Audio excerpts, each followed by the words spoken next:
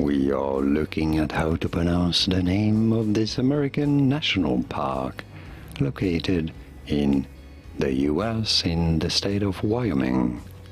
How do you say it? It is said in English as Grand Teton. Fun fact, this name comes from French, and in French it means grand nipple or grand breast. Fun fact, right? But in English it is said as Grand Teton.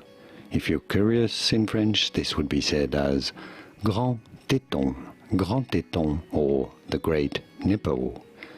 Grand Teton is how it is said in the US, and now you know. Here are more videos on how to pronounce more interesting names of famous places and cities around the US.